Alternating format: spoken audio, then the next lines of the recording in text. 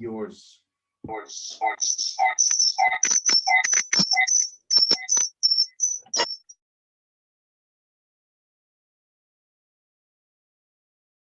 Unmute, and Adrian, if you can unmute, and here we go.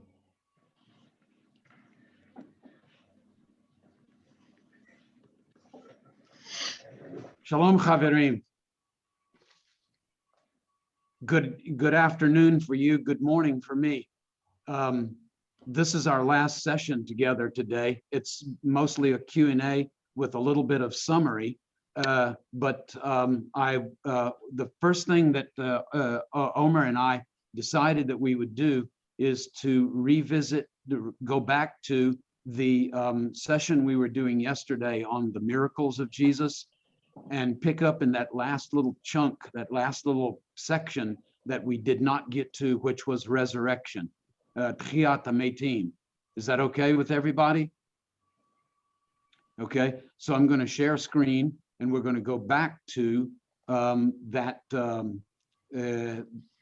presentation on the miracles of Jesus, and then we have miracles of resurrection. We can discuss all of this when we get into our Q&A at the end. All right, so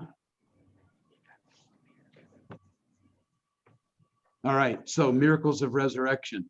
We think in terms of the resurrection of Jesus as being a one-off, like, yeah, okay, it happens one time, and it happens only to Jesus, and that's completely out of step with, different, unusual from anything else that we have either in Brit Chadashah or in the Tanakh. And so the same sorts of things that we did with nature miracles, with miracles of healing, and with miracles of Gerush Dibuk or exorcism has to do, we're going to bring that into play when we look at resurrection. So you've got resurrection in all of the Gospels. It's always at the end because that's the last thing that happens. It's also all over the place, like in 1 Corinthians 15. That's that passage I mentioned yesterday. And it's all over the place in Brit Chadashah, but it's not a popular messianic expectation in the first century. You don't get this all over the place, for example, in the Sfarim HaChitzoniyim or in Chazal. And so they are not emphasizing this. And so when it happens, it's not like, oh, well, we got to get Jesus out of the grave because that's what everybody's expecting. It actually came as a surprise to his own Talmidim. So just, is this a standalone? Well, we have to look into Brit Chadashah. We'll also look at the Tanakh on this. In the Gospel of Mark, he raises a little girl from the dead. So he's not the first, he's not the only. Also, you see the picture there. This is Nain, or in Arabic today, the name of the city, as you know, is Nin, which has preserved the toponym, the location name. And he stops a funeral and raises a young man from the dead at Nin or Nain. Still, again, Jesus is not entirely unique. It's not so bizarre in that world. Remember, we're trying to take ourselves out of the 21st century and put ourselves back in the first century. And these people know of, they believe in it, and they have examples of Tchiyat HaMetim. We have another example in the Gospel of John. It's only told in John 11, and you may be familiar with this location. I hope so. The wall has been built, and it's been walled off from Jerusalem proper for security reasons, but it's just barely, like a couple of 100 meters, 200 meters maybe, on the other side of the wall, on the southeast end, after the southeast end of Harat Sofim, or Har HaZeitim. So this is the tomb of Lazarus. And yeah, again, we have Jesus raising someone from the dead in John chapter 11. How about we go to Tanakh and see what happens there? Well, in the case of Eliyahu Hanavi, he stretches himself on a dead boy's body, and the boy comes back to life. Down here in verse 22, the life of the child returned to him, and he came back to life. He revived. In the situation with Elisha, it says that the kid was promised, and he was born, and he was helping in the fields until noon, and then he died, maybe of heat stroke. And so Elisha comes in, and the lad was dead on the bed, and he entered and shut the door and prayed. By the way, Jesus uses that same series of verbs. Enter your private room, shut the door, and pray to your Father who is in heaven, just before he gives what is called the Lord's Prayer, the Avinu Shebashamayim.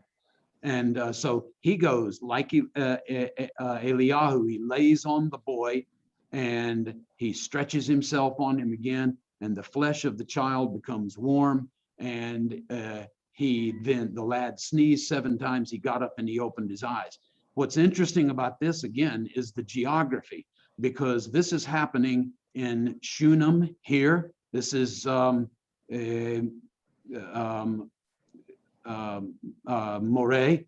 and this from Shunem on the other side is Nin or Nain. So Jesus is raising from the dead here, Elisha is raising from the dead here, and someone yesterday talked about the connection between these 2 great prophets of the north, Eliyahu and Elisha, and then Jesus duplicating their miracles often in the same location, like Tyre and Sidon, and here at Moreh. At the end of Elisha's life, he's dead and he's buried, and the people were burying someone, and raiders came and they threw the man into the same grave as Elisha, and it says the man touched the bones of Elisha and he came back to life. In this, now we get to prophetic stuff, and Yeshayahu says, your dead will live, their corpses will rise. Those who lie in the dust will awake, and the earth will give birth to departed spirits. It's even more obvious in Yechezkiel when he says, Ben Adam, can these bones live? God says. And God tells Yechezkiel, I will open your graves and I will cause you to come up out of your graves. And there's much other discussion about this in those same chapters in Yechezkiel. Now in Daniel, many of those who sleep in the dust of the ground will awake, some to everlasting life, others to disgrace and everlasting contempt. So both positive and negative on the resurrection there. When you go between the testaments, between Tanakh and Brit Chadashah, then you get even more of this. In Henoch, it says that the righteous and elect have risen from the earth and will be clothed with garments of glory. In the Dead Sea Scrolls, Megillot Yam HaMelech, it says that the heavens and the earth will listen to the Messiah, and that he will bring life to the dead. So it is a messianic expectation, and this we have in Chazal as well, that Yamot HaMashiach will bring about Techiyat HaMeitim. In 2 Maccabees, the hope that God gives of being raised again by him. And this is a hope expressed by people about to be martyred. And again, and lots of discussion about this in 2 Maccabees. Yehuda Maccabee says, acted very well and honorably, taking into account the resurrection. Tchiat HaMetim. He called upon the Lord, this guy about to be martyred, of life and spirit, to give them back to him again. So it's a very common expectation in intertestamental or between the testaments, Tanakh and Brit Chadashah, in Judaism in the land of Israel. Josephus tells us the Pharisees believed in the opportunity for resurrection. And I'm sort of hurrying through this so we can get to She'alot v'Tshuvot. In Berachot, among the Rabbanim, you make mention of, in the Shmoneh Esrei, Tchiat HaMetim. So in Mishnah Sota, saintliness leads to the gift of the Holy Spirit, and the giving of the Holy Spirit to the resurrection of the dead. And all this will come about through Eliyahu HaNavi. In Mishnah Sanhedrin, anyone who says that there is no Tchiat HaMetim prescribed in the Torah will not have a positive eternity. Rabbi Yochanan says the resurrection of the dead is derived from the Torah itself, from Torah Moshe. And I think that we're going to skip some of this, but you're going to have all this. There's some really interesting Bible interpretation. For example, in this text, when we're supposed to give our sacrifices to Aaron, the rabbis say that shows that Aaron will live forever, because, you know, how would we be able to give sacrifices to Aaron in the 21st century?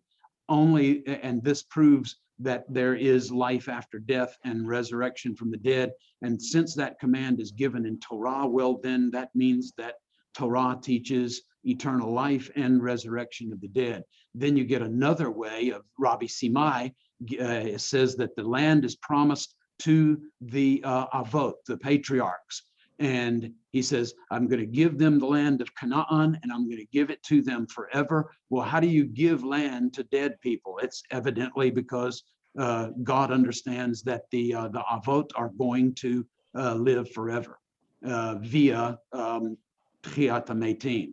So to give it to you is not stated. To give it to them, meaning to the Avraham, Yitzchak, Yaakov, is going to be meaning proving for them that there is eternal life and Tchiat HaMetim. So this is the same thing that Jesus does in Matthew 22, where when the Tzaddukim say, hey, there were 7 brothers, they all married the same woman, they all die, whose wife is she going to be in the Olam Haba? And the conclusion is, Jesus draws a text from Torah, Ani Elohei Avraham, ve'Elohei Yitzchak, ve'Elohei Yaakov, and he says he is not the God of the dead, but of the living. I am the God, not I was or used to be, but I am. Very interesting way of dealing with Torah texts, and Yeshua is doing the same thing that Rabbi Simai and Rabbi Yochanan and these other guys are doing in Chazal. So, last little section, really quickly, do any of these texts after Tanakh have anything to say about specifically about the resurrection of Yeshua? And actually, yes, they do. So you get Josephus, and he says there was a man called Jesus. Pilate condemned him to be crucified and to die. And they reported that he appeared to them, his disciples, his Talmidim. They reported that he appeared to them 3 days after his crucifixion and that he was alive. So Josephus is speaking of this in his Antiquities of the Jews. And by the way, this is not from the Christianized Greek version. This is from the Arabic version that didn't go through the hands of Christian scribes. In Talmud Bavli, Aramaic version. Sorry, It's an Aramaic version. Arabic. Oh, Arabic, really? Yes. Interesting. Okay. Wow. Yeah, Sorry. it's okay. It was published by Shlomo Pines in the 1970s, so it's been around a while. Wow. Talmud Bavli, Sanhedrin, this is now the Bavli. They crucified him on the eve of Passover because he practiced magic. That's an important component that you need to hold on to until the last slide. He practiced magic and enticed Israel to go astray. You remember the charge of the Perushim and Tzadukim about Jesus Gerush Dibuk, that he was doing Gerush Dibuk by the power of Baal Tzavuv. And so illegitimate use to produce good results. Onkelos went and raised Jesus. This is Talmud Bavli Gittin. Onkelos went and raised Yeshua the Nazarene from the grave through necromancy. That's working with dead spirits inappropriately, kind of like the Baalat Ov that raised Shmuel HaNavi from the dead for Shaul HaMelech. This was his sin. He mocked the words of the sages. Okay, so we're still talking about the resurrection of Yeshua. This is the last passage that I wanted to discuss, and it says, "Woe to him who makes himself alive by the name of God." And in this, all in pages 106a, 106b of the Bavli here, Tractate Sanhedrin, it's all about Yeshua from Nazareth. So we know who this is being talked about. And so the Chazal are saying, yeah, we know about this, just like Josephus. He'd heard about it. He was born about 4 years after Jesus was crucified, Josephus. So he'd heard about that from his contemporaries. Chazal are saying, yes, we know about this, but this was accomplished in inappropriate ways. In what ways that were inappropriate? The use of magic, presumably by some misappropriation or misuse of the holy name of God with the Yod He Vav He.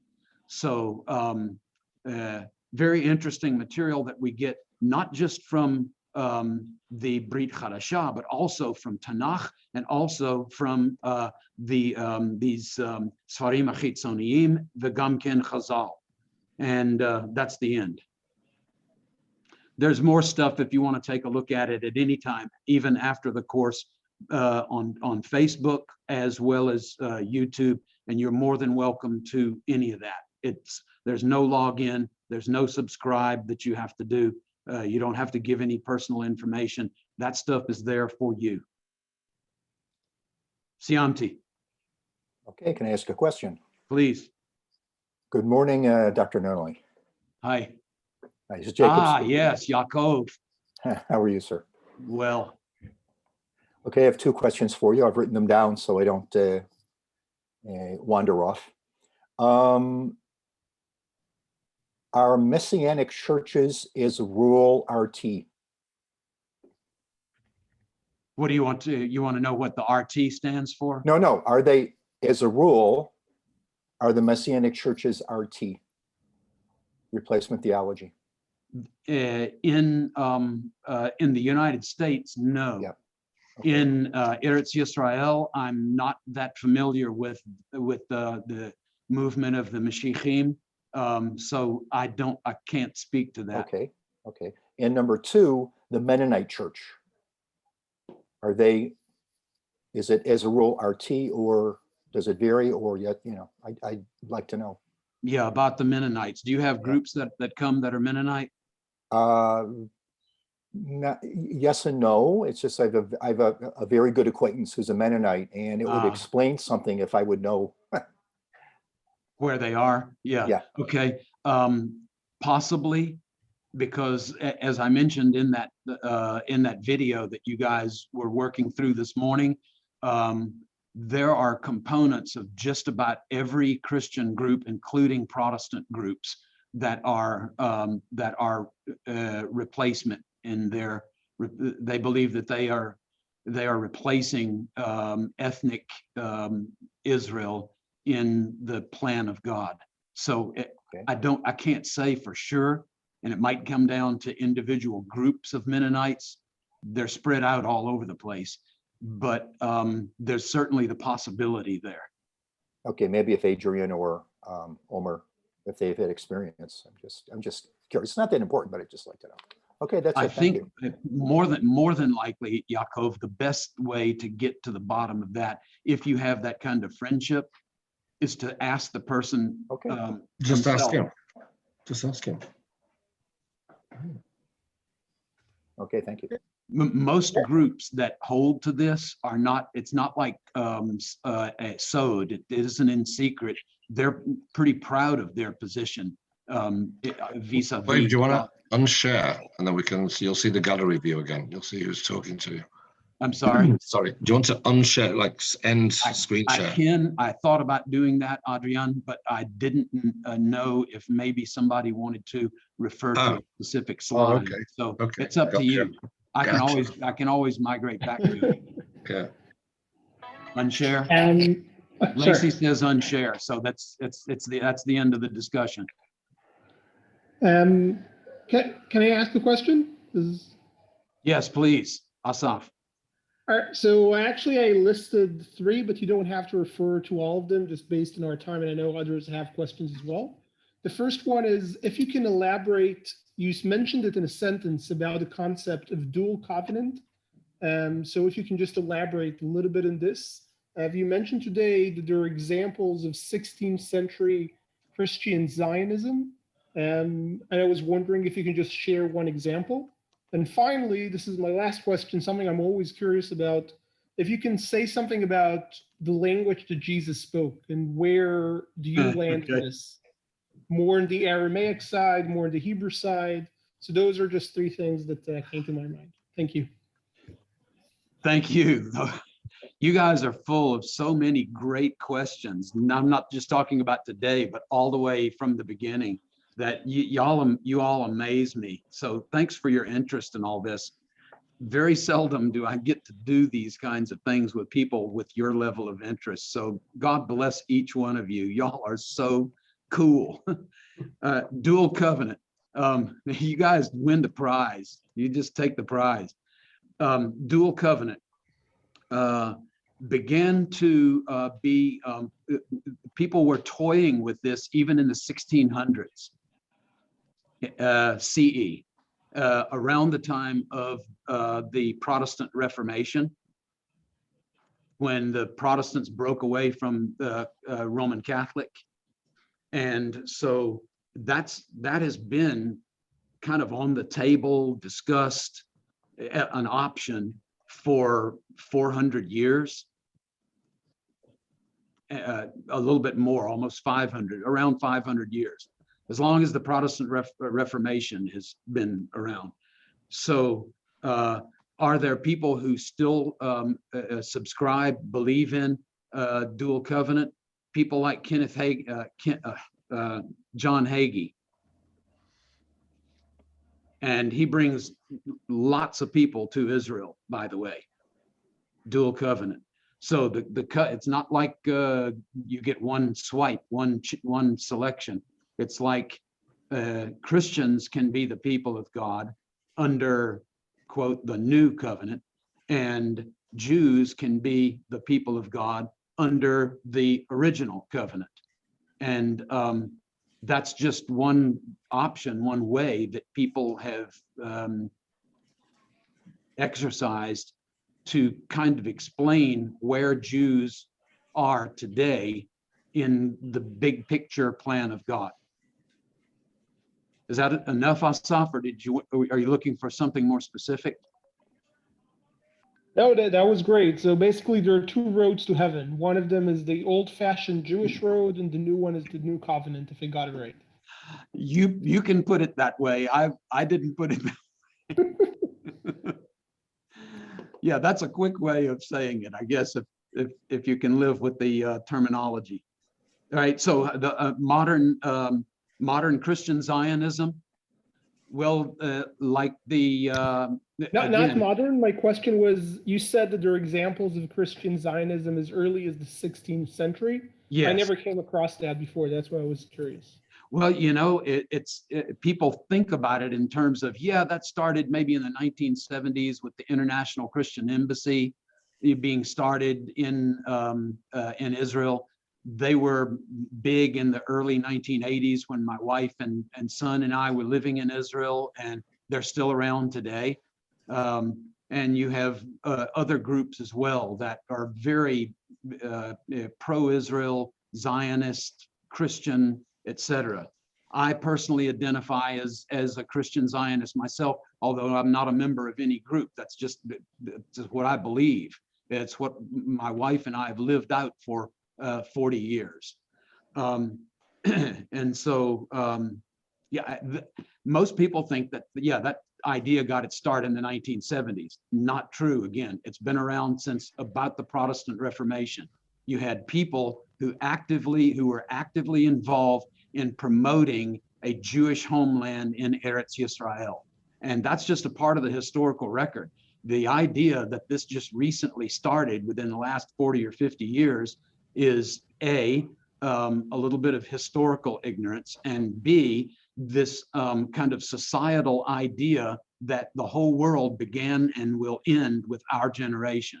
It's part of postmodern thought that I think is a really sad part of it, that we're kind of trapped in our own bubble and we can't see what happened before, and what will happen in the future is not all that relevant. That's just a human condition thing, You know, one of the human things nature thing. that David Barton taught me in terms of American history, when you speak about the love for Zion way back then, the first governor of Massachusetts wanted the formal language of Massachusetts to be Hebrew. That's David Barton, and that's a given fact. And when they ask him why do you want to do that, he was fluent in Hebrew. We're talking 17th century, so it goes Yes. way back. This is used to be such a part of the American experience that all the way into the 1800s, Hebrew was taught in the United States in public school. And David Barton will back that up as well. Mhm. David Barton is a world-class historian that is a friend of Omer. Sorry. Do you want to go now to the? In this which year? I don't hear you very well. When they started this, that Hebrew in public schools? It continued until, I don't know, I think it goes back into the 1700s, but it continued into the 1800s in the United States. Okay. Thank you, Shmuel. Did you want to go on to this language of Jesus? I haven't forgotten, Asaf. Number 3. Are you guys okay with this? Rest of you all? Okay, so language of Jesus. We have like 6 different areas of information that feed into this. One of the areas is the inscriptions, the material from archaeology, and the material from the 2nd, 3rd, 4th, 5th centuries, you know, like synagogue inscriptions, like in the Galil, etc., they're in Greek, they're in Aramaic, etc. But this is after the Bar Kokhba revolt and after Aramaic-speaking Jews migrate into the country in the vacuum of inhabitants that was left by the destruction of the 2nd revolt. So they bring their language and they rebuild synagogues that are destroyed either by earthquake or by the revolt, the Bar Kokhba fighting. And of course, they're going to inscribe their dedicatory inscriptions in their own native language. So the question has been, let's get back behind this immigration from Bavel. Let's get back behind Bar Kokhba. Let's go back to the 1st century.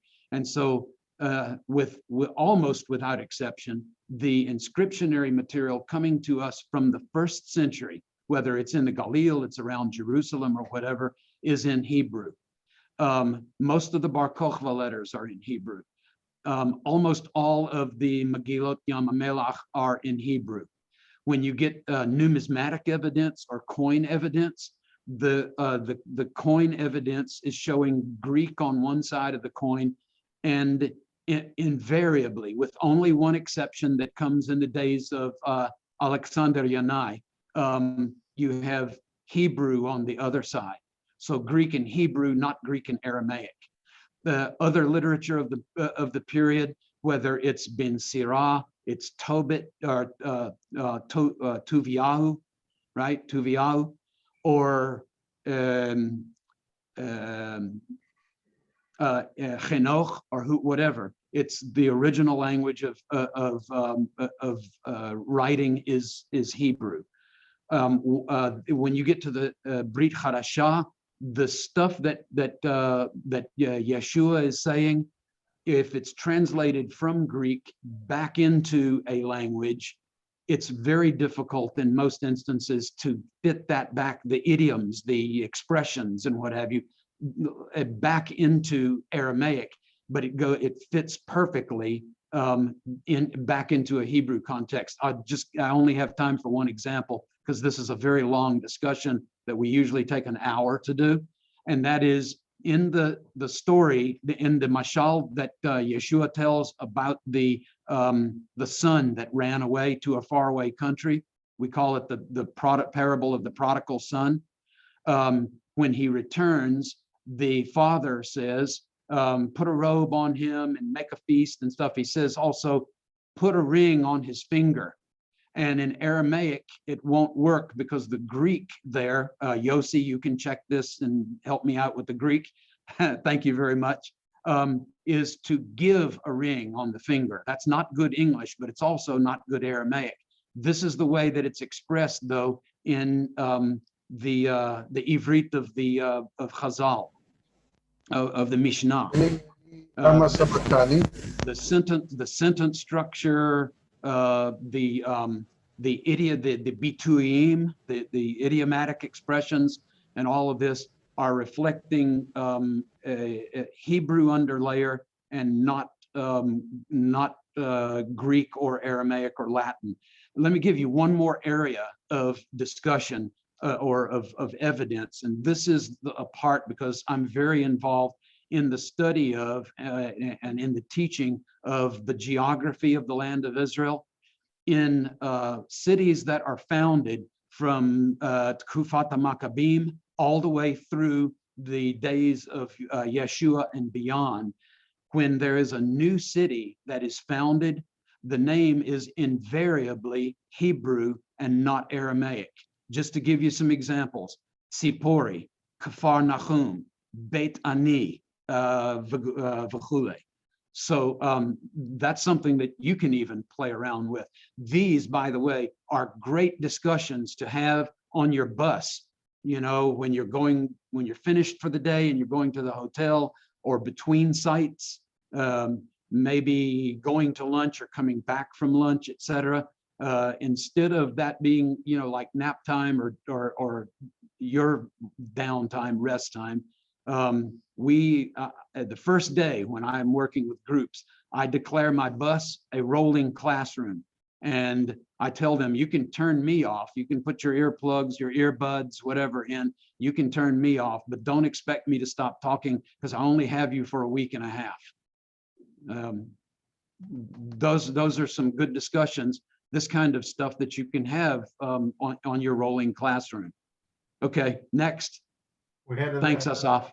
Ohad had a question. Yeah, I apologize in advance if it sounds silly or disrespectful, but these are explanations that I heard, and I want to hear your view on them regarding the resurrection of Jesus. Okay. One is that there's a difference between his resurrection and all the other resurrections. It's 3 days later. If you've seen, Princess Bride, the others were mostly dead. They just died. They were not mostly. Yeah, mostly dead. So that's one difference. And another explanation I heard, and for me, there's a problem there, but I want to hear your answer, is that it was kind of proof to, Jews are expecting the dead to rise when the Messiah is coming. So when Jesus goes around saying, I am the Messiah, people would say, well, obviously you're not, because the dead haven't been risen. And so this is kind of like to show that the dead can arise, but that's not what God means when he's talking about resurrection. Like he said, they are angels, they're not. So, but this is just to show that, you know, I can resurrect, but that's not the point. So I have heard these explanations from other leaders, and I would like to hear your opinion on them. You know, there really is no end, Ahad, to explanations, is there? No, 70 faces of the Torah, you know. Yeah, it's like in Kohelet, of the making of books, there is no end, but weariness, except for weariness. On Jesus, the difference in Jesus' resurrection. I did a video recently, and I enjoyed doing the research for the video more than I enjoyed doing the video itself. One of the things that I found, because I was looking again, Yossi, you can just, you know, make sure that I get this right. I checked the various words for people coming back to life, people being resurrected, and that sort of thing. And when you get that terminology, the language that Brit Hadashah is using to describe these coming back to life, they're interchangeable. And in fact, there are about 2 or 3 different words in the Greek that are being used of both Yeshua and these other resurrections that are taking place. So in terms of terminology, there's no difference whatsoever. As far as the length of time in the grave, from the story that the dead body was thrown into the grave of Elisha, we don't know how long this guy was dead, but probably not very long. But Elisha's body, the one that gives life, it sounds like he's been dead for a long time. That's just a thought. Just play with it if you like. It probably more to the point is the resurrection of Lazarus, where he's been dead, according to the text of John 11, for 4 days. And that actually exceeds the 3 days and 3 nights of Jesus. So I'm not sure that we can find a difference there either. We don't know how long these other people have been dead, although if they're Jewish, they are usually buried the next day, right? Within a day, within a 24-hour period. But with respect to Lazar, we know of him that he was in the grave longer than Jesus. I'm not sure that there's anything to be proven one way or the other on that. So then with respect to the stories of resurrection to demonstrate or to prove that Jesus is the Messiah, that's okay. I think we're injecting ourselves back into a 2,000-year-old story, and we're going where the text doesn't go at that point. That can be an assumption, it can be a presupposition, it can be a personal opinion, but it can't be grounded in a text. So the people who make that argument are hanging their argument on an intuition or a presupposition or some sort of thought that they have, rather than on evidence that would go one way or the other. Just know that. And use that as a methodology too, because like of the giving of opinions, there is no end. I remember when I was doing consulting for a group that was shooting video at Yam Kinneret, and we were discussing, or the person who was doing the video, he wanted to discuss Jesus walking on the water. We discussed it yesterday, and there was this thought that Antiochus, who thought he was divine, could walk on the water. Okay, so there's an interesting connection there. But there was a guide with us. He will go unnamed for obvious reasons in just a moment. And he said, I can explain the way that Jesus walked on the water. I went, well, great. He said, it was because he found a place in Yam Kinneret that was shallow, that had a sandbar, and he was walking along the sandbar. So the first thing that I thought, although I didn't say it, was in my liberal education in university, I was taught that back in the 1970s. So thank you very much, Mr. Genius, but you didn't come up with that. That's been written in liberal Christian commentaries about these events for decades and hundreds of years, literally. The other thing is there's no natural sand around Yom Kinneret. Any sand that you get, for example, at Ein Gev or somewhere else like that, that's trucked in sand. And you can tell because it's not the black basalt broken down sand that would be there naturally. It's white sand, and it's not coming from Yom Kinneret itself. So besides that, I thought to myself, you did very well. So of the giving of opinions, there is no end. What we're looking for is to develop a methodology, an approach to the seeking of truth for ourselves as well as for those that we work with, that will be based on evidence and not on just theory or opinion. It reminds me of a saying in Chazal. I said, we complain against you, O Rabbi Akiva, because you hang mountains of halakha upon a hair. And I think we've done that in the modern day as well. Thank you. Yoav, you had a question, please? And sorry if it was offensive in had. any way. First of all, I would like to take this opportunity to say thank you for enriching lecture and inspiring teaching. Thank you, Yoav. You've really managed to adopt the Jewish way of teaching. So, sorry. Is that good? You're saying that's good, right? It's great. Yeah. A stupid question, if you don't mind. Are there any relations between the American evangelicals and the American Freemasons?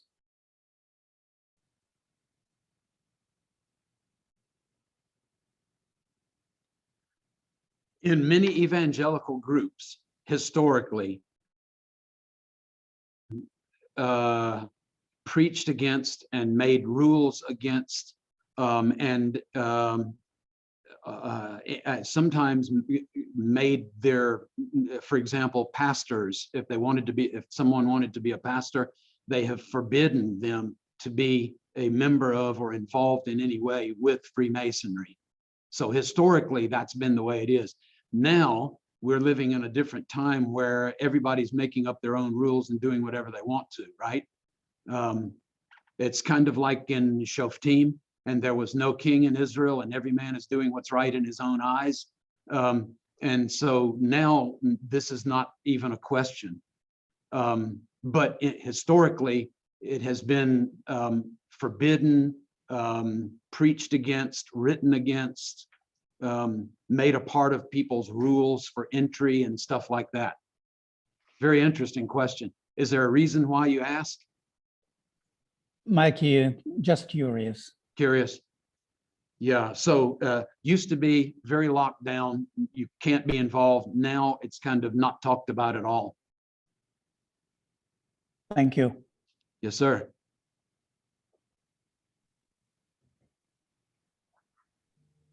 Folks, no question. Remind you, this is for everything that you've seen from day one until today. Every lecture, tree of Christianity, Jesus background, okay, I got Gabby. Yeah, Gabby, go ahead. Okay, can you hear me? Yes, I can. Yeah, okay. I'd like to hear more about the differences between the different evangelical groups and their belief regarding the rapture. I heard from you about the location of Megiddo, that you believe it's somewhere around Jerusalem and not in the north. It's like, who believes in that? Who doesn't believe in that? What about the final battle? The whole thing with the relation of the evangelical with the state of Israel? All that together, to hear more about it. Folks, way before you answer, just a quick question. Folks, when you give the question, please say who you address it to. So not all of us going to jump on it. So if it's for Wave, if it's for me, if it's for Adrian, I assume this one is for Wave. Yes. for you. Okay, thanks, Gabi. I appreciate that. Differences among evangelicals on rapture. Some evangelical groups are looking at two events. One is what is called the second coming or the return of Christ, the second coming or return.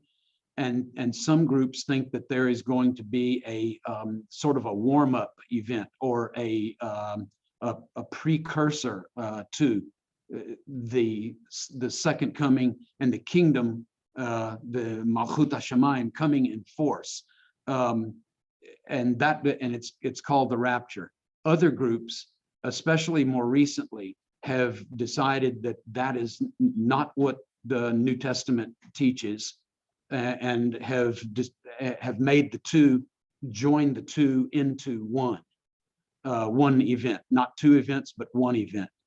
There is no overarching umbrella for evangelical groups. It's not like that we have someone that is in the position of a pope or a college of cardinals or something like that that tells us what we have to believe. And so it's natural that it's going to splinter up, much like Judaism, where everybody has their own opinion, and you have all kinds of different groups of datiim, all different kinds of, then you have reformi, you've got everybody in between. It's more like that. And so there's no one kind of guiding that. So every group ends up deciding for themselves.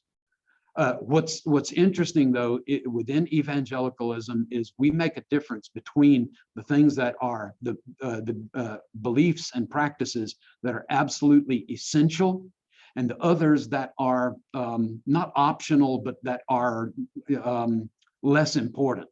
We stratify, we make a distinction between what has to be in place and then everything else you can have various opinions on. And that is in the area of, well, let each person be convinced in his own mind, and each group as well. Is that helpful, or are we hitting the ball on that? It's if you get into details on who believes what and why, it becomes very complicated. But that's the big picture.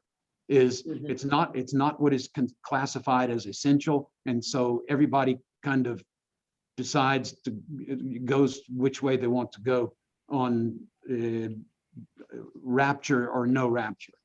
Now, as far as the location of Armageddon, most evangelicals believe that it is in Jezreel.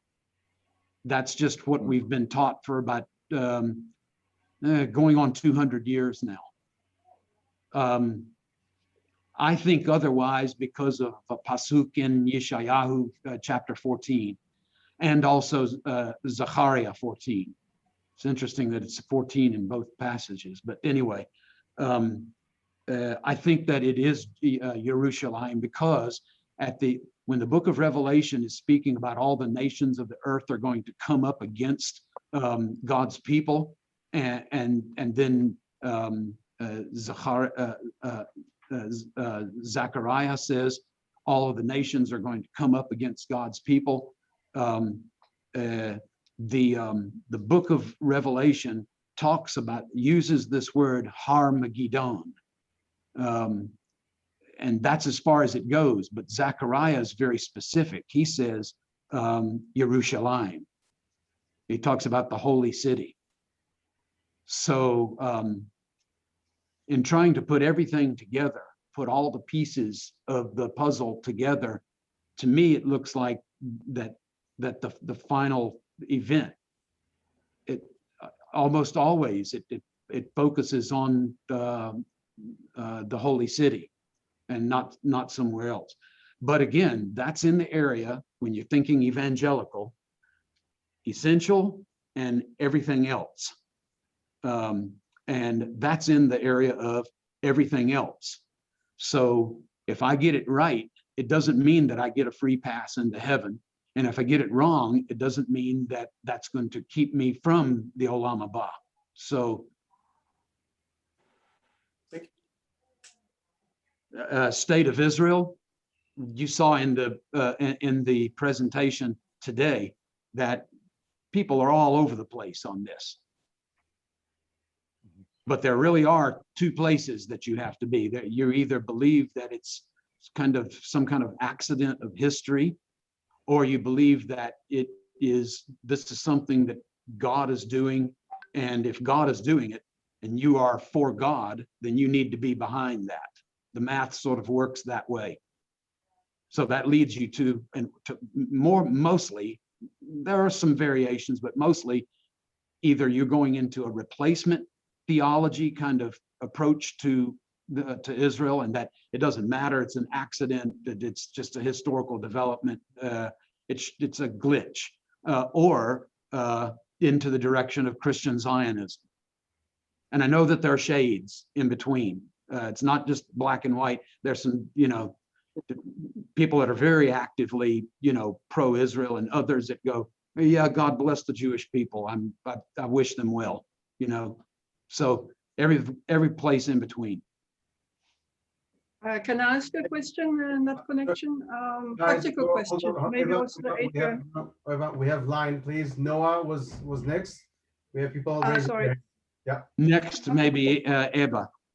After that, sure. Okay. Yes. Noah is actually Ilan. Sorry, I didn't change my wife's name on the Zoom. I remember the discussion I had quite a few of these in the past with travelers. When we talk about the Gospels, when we talk about prophecy and its implementations through Jesus, when we talk about Malachi 3 or Malachi 4, and then we get to a situation where they ask, okay, so why don't the Jews see Malachi as leading directly to Jesus, right? Malachi appearing again in Matthew, they'll ask me the same question. If you can explain it, and as a Jew, they'll tell me, if you can explain it so well, why don't you make that logical connection? So this is a question both to wave on a more theological kind of perspective of how to deal with Jews not doing that connection, but also I think to Adrian about how to deal with it on a practical level. So I'd love to get both of your views, create an argument between you two, and then sit back. Thank you so much, Ilan or Noah, whichever you like. Adrian, you want to go first?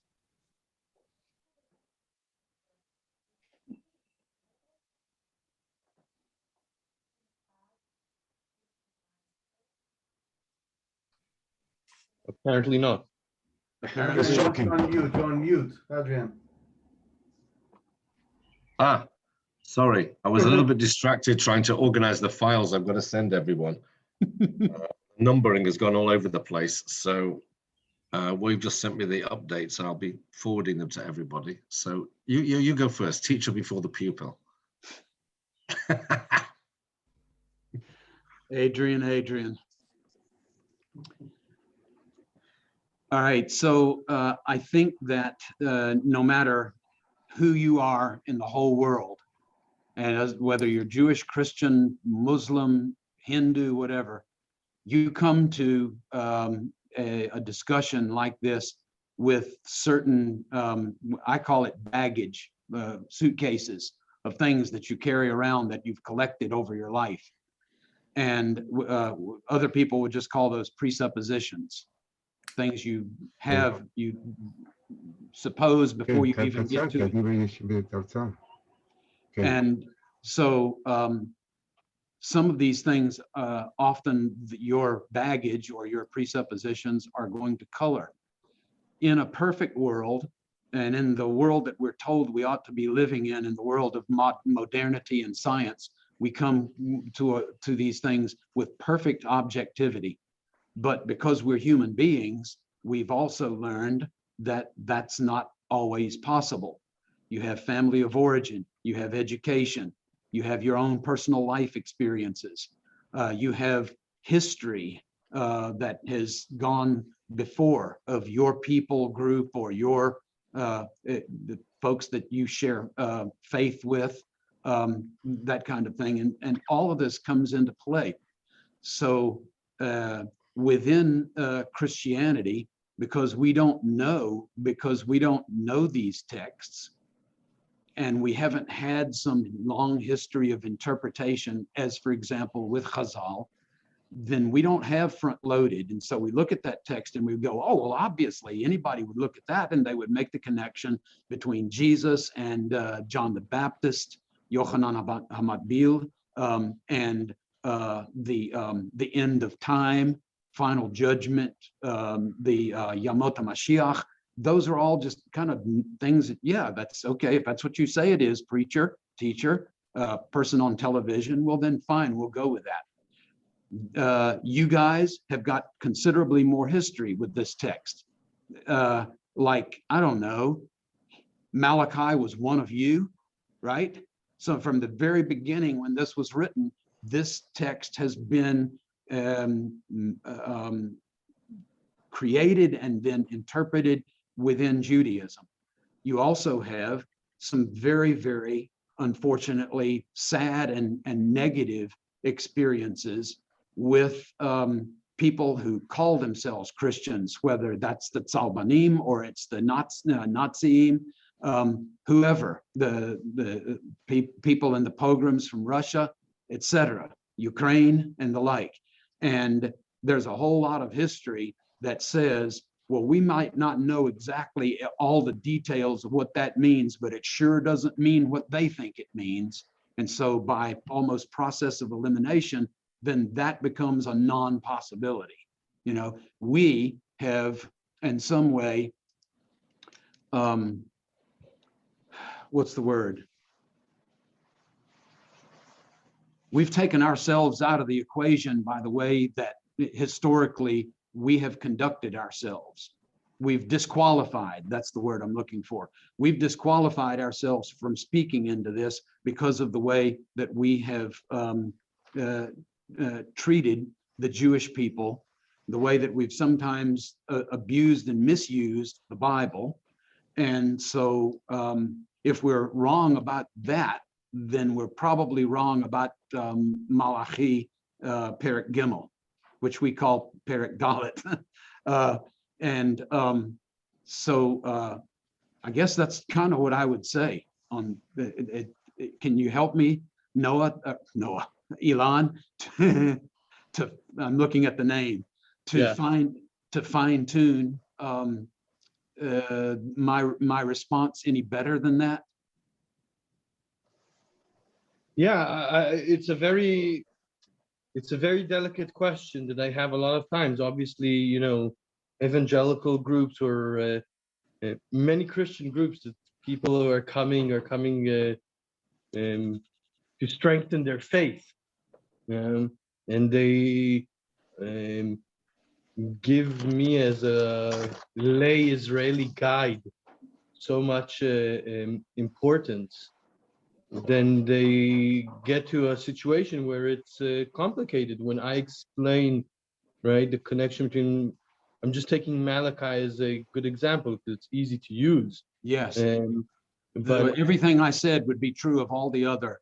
Exactly. Tehillim, Kafbet, Yeshayahu, Ezekiel, Isaiah 40, 70, all of these we can use. Yes.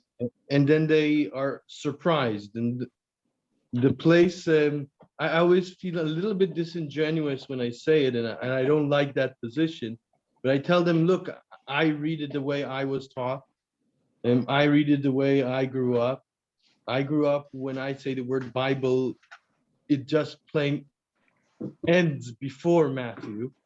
And that's how I grew up. So I don't make that connection automatically. And I tell them, if I would have heard a calling, or if I would have grown up differently, I would be different, but I'm not there yet. Now I feel that's disingenuous because I don't know, you know, it's saying that my path has to go in this direction. Yes. I don't like being in that position because that's disingenuous, because I don't know exactly in which direction my path is going, and it puts false hope into them. Yeah. So I just don't like being in that position. Okay, so if you don't feel comfortable with that answer, I think maybe Adrian might speak more directly to this, but I would say if your response is not one you feel comfortable with, don't give it. Yeah. To be honest, like I'd mentioned in the video, to be open, you know, as to here's where I am, and if you're not there, you don't have to pretend that you're there. And Oh, no, I would never pretend that I'm there. I'm just saying that. Let me change the word. You don't have to try to make them feel better by presenting where you are in one way or another. I think that I think just to put it out there, whatever it is, put it out there, and then they have to deal with it. Here's one intervention that you might use, and that is remember how rabbis, they answer a question with a question? Your question would be, in your evangelical movement or church, do you have passages in the Bible that you disagree with some other group of Christians? And the answer is obviously yes, we all have that. And you say, well, that's where we are. You are at one point with this text interpreting this Bible passage, and I in another faith community of faith, I'm at another point with this text.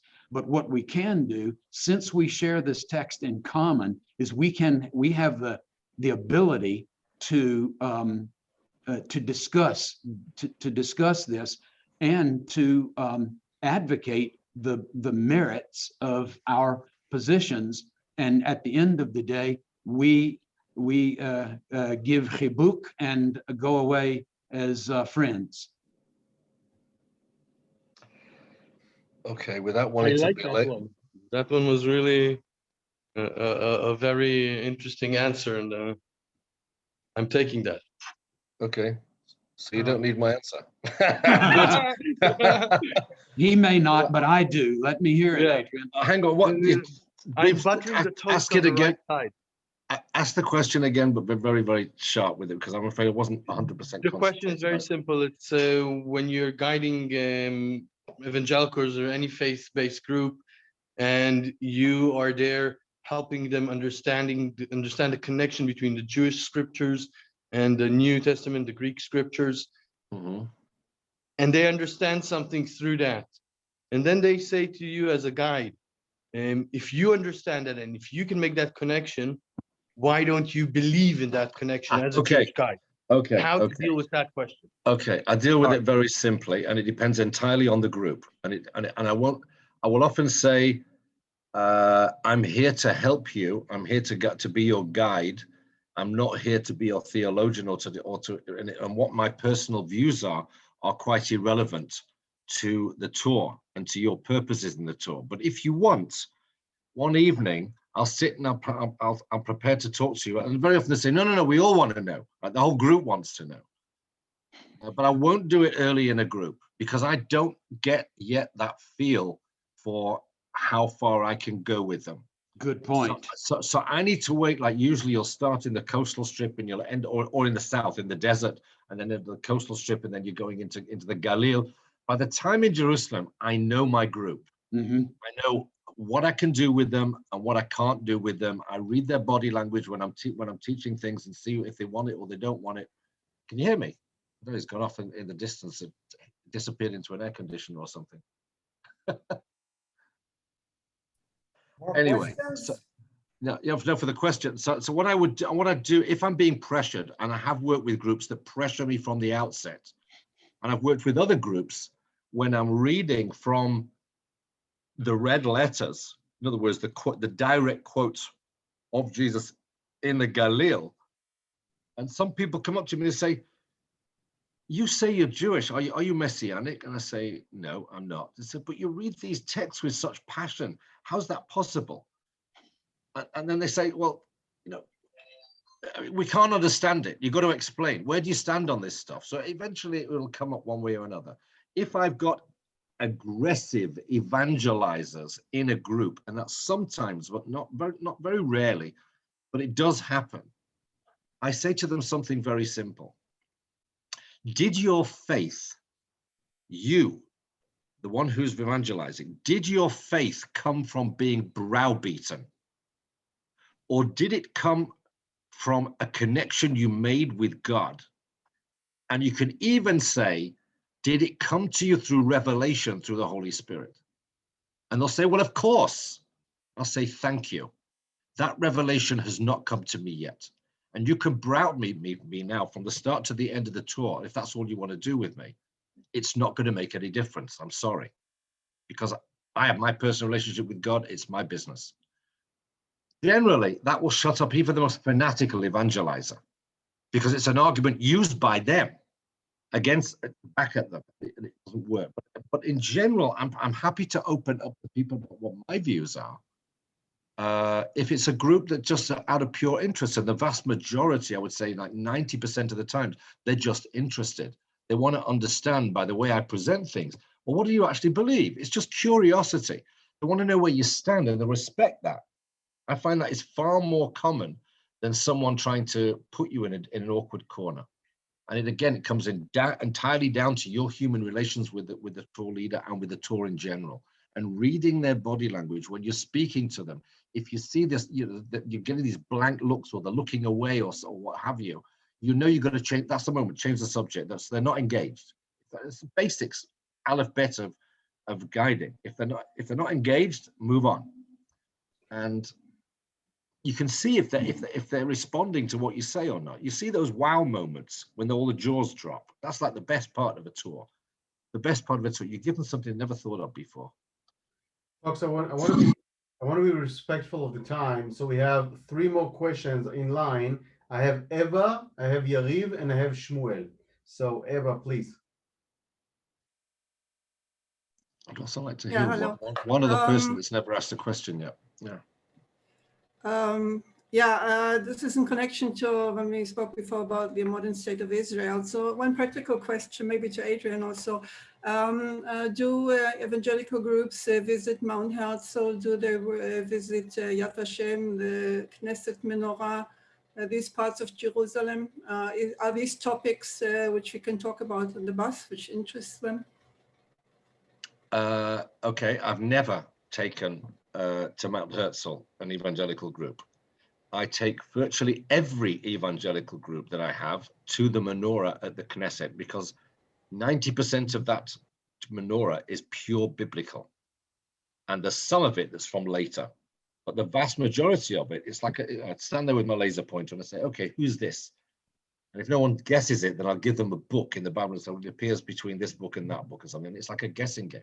And they realize that the whole thing comes together for them. And most of my group pictures that I've seemed to have ever taken with groups are either on the Mount of Olives or there at the menorah. Definitely, I take them to the menorah because it's biblical. The stuff there, the vast majority of it. Yes, you've got Bar Kokhba. Yes, you've got the Warsaw Ghetto, but the vast majority of things there are biblical, or it's a couple of things from Chazal as well, from Hillel. But what was the third part of it? Mount Herzl? Yad Vashem. Yad Vashem is on the program of most evangelical groups and most Catholic groups that I guide, and certainly any Jewish groups that I've ever done, and that's not many. But definitely, it's rare you get a group that doesn't go to Yad Vashem. I do want to add maybe one thing about Mount Herzl. Some of the evangelical group has military background. Those groups with us, with the Bible Center, they will go to Mount Herzl because that is similar to Arlington. So when we show that as the same vicinity, the same connection to Arlington, that the state was built because of the soldiers who died fighting for it, that in some cases that will be in the itinerary. Yes, it will be.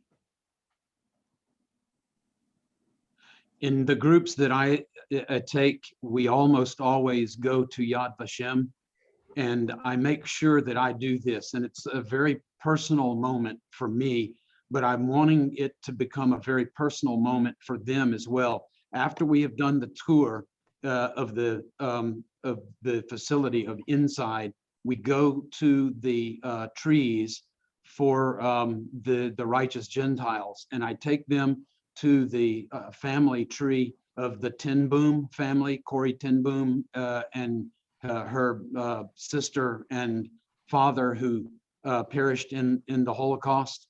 And this is a Christian family who everyone except Corrie died. So I tell the story very quickly of the Ten Boom family and their death in the camps.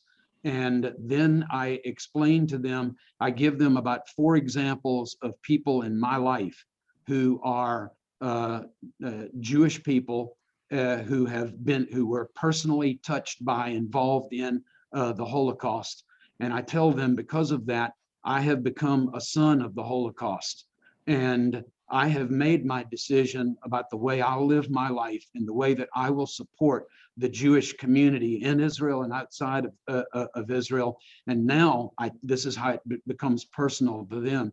I tell them, and now because of your connection with me, your grandchildren, your grandsons and granddaughters of the Holocaust, and before bad things snowball and get out of control and begin to happen, you need to make your decision where you stand on this position of supporting the Jewish people and supporting the nation of Israel. That's part of my, I guess, Christian Zionism coming out, but I hope it's just part of my humanity. Thank you, Yari. Hi, Professor. Hello, Yari. I like to ask questions. I like to cut to the chase, okay? Let's say you're not Professor Nunali, you're one of the customers or the passenger on the bus. What are the 3 main things, or one thing, that you expect your tour guide, the 3 wows that you talked about, that you expect your tour guide to show to the group? Thank you. Let's say you're Mr. John Smith. Very good question, Yari. Thank you. One thing that is not negotiable, it has to happen for me, is for people to see the connection between the words of their Bible and the land of Israel and the realities that they are able to see and experience when they're there. That has to happen. And I mentioned in one of my earlier presentations, this is what makes working with evangelical groups in a huge way different from working with Eastern Orthodox groups or Roman Catholic groups, because they're there for a different reason. So they're there to connect with the roots of their faith, and they know that it's there. This is where Joshua and the prophets and the Gospels and most of the book of Acts, all of this stuff is happening in Eretz Yisrael, and they are there to learn those roots and connect the realities of the land and your world with the realities of the text of their Bible. So that's one non-negotiable. I'm not sure. Bible to geography, that's what you mean. The Bible to geography, that's number 1. That you Okay, so it's not, but it's not just geography. It is culture. It is history. It's literature. It's archaeology. It's anything in your world that throws fresh light or new light onto the texts that they love in their Bible. Okay. So yeah, geography is huge. Were you referring, Yariv, to specific locations in the land that are not negotiable? 3? Is that what you were trying to? No, not necessarily places. Just what do you expect from your tour guide as a client, as Mr. Smith on the bus, to show knowledge? That's what I mean. So you said to connect between what's in the Bible to what we see. And if you have more ideas, I would be happy to know. Excuse me, Okay. you cannot see me. I don't have a camera. So it's the land. Of course, it's the land. It's also the Judaism that gave birth to people like John the Baptist and Jesus and Paul and the original disciples and stuff like that. They want to know, and they think, or they know that this is the land of the Judaism that lies behind all of the lives of these people that we think we know and understand. But they want to go to a whole other level of understanding and appreciation of the backstory.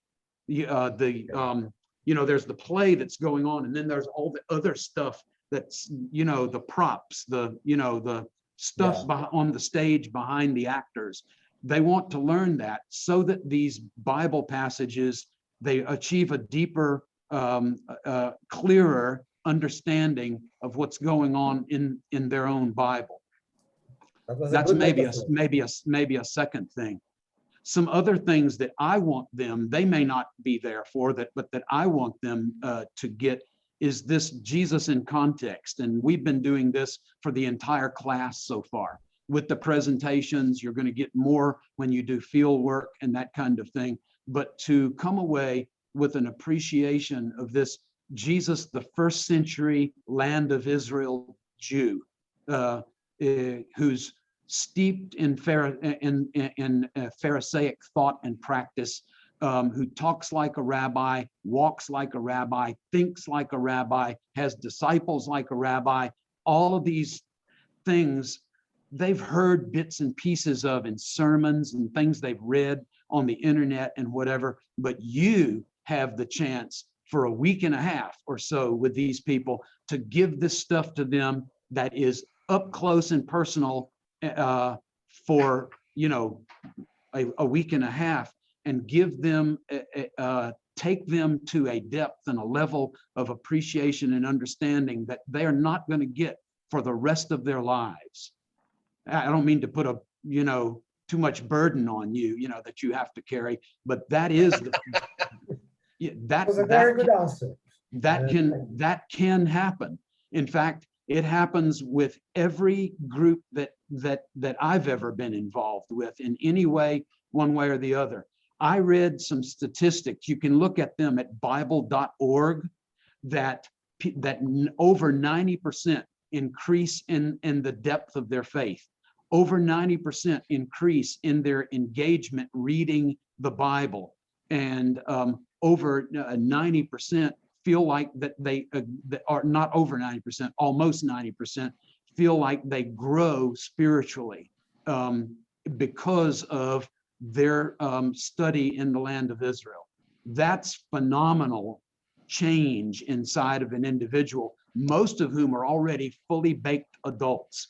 They're already set for life. They're not going to change that much. But when you get 90% engagement in the depth of understanding, the engagement in the Bible, and then their spiritual commitment, that's gigantic.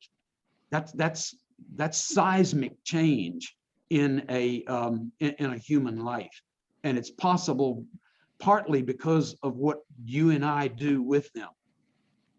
Okay, thank you. I want to. So as a part of my siyum, one point that I would say is thank you for doing the work that you do. It's sometimes you don't get thanks. It's thankless work.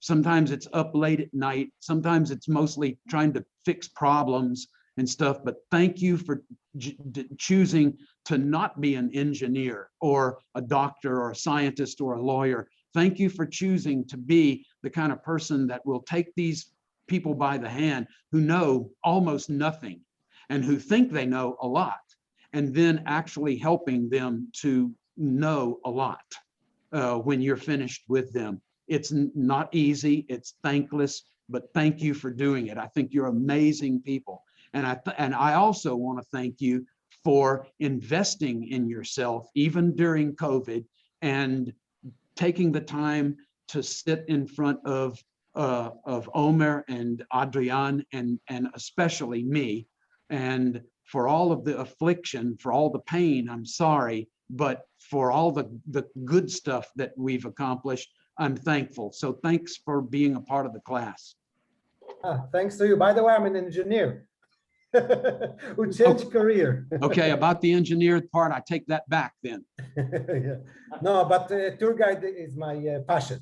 Sorry about the camera. I don't have a camera. Just I'm not being rude. I just don't have a camera. And thank you for your time and your lectures. It really means a lot to me. It's my pleasure. I am blessed to, I feel like privileged, honored to be asked by Omer and Adrian to be a part of this. And I'm doubly honored that you guys would have any interest at all in what I write or say.